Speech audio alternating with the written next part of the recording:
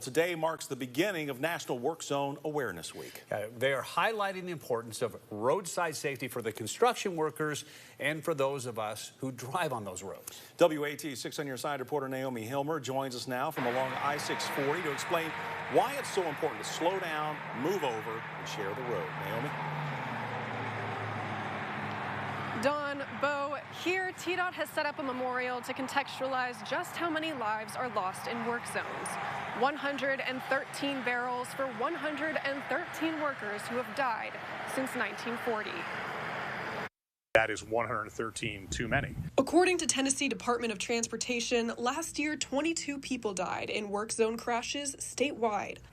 When you're traveling through a work zone, you've got to slow down. Anytime you see those orange cones and barrels, you have to understand the possibility is there that our workers or contract workers are very close to oncoming traffic, and it can be extremely dangerous. This close proximity is something safety instructor Ricky Patterson is all too familiar with. Cars have came by within just a matter of inches, and they're standing on the side of the road. That's not a good feeling. And you think about what could have happened with just a matter of inches. As someone who has worked in the industry for years, he has seen many close calls. It happens quite often, usually more than multiple times per week. And he says no matter how many steps they take to keep work zones safe, it only takes one bad driver to cause a crash. I think a lot of the awareness needs to fall back on the people that are actually driving more than the construction worker. Yes, they've been put all the signage out. We have all the barrels, the flashing lights. So I guess they're really interested in what's going on the side of the road instead of focusing on what their task is.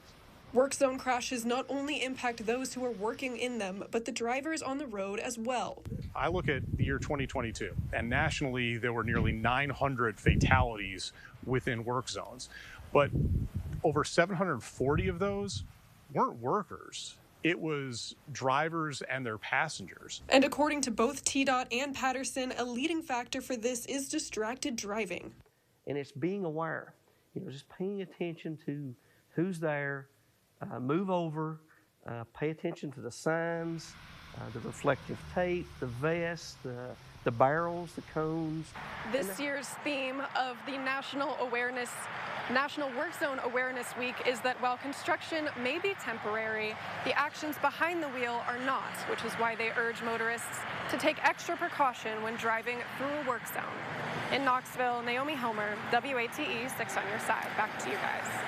Naomi, thank you very much. With the amount of road work in our area, TDOT also encourages those who are setting out on a drive to check the SmartWay roadmap for any potential work zones in your route. Just so you can plan ahead. Right, Yep, right. Exactly.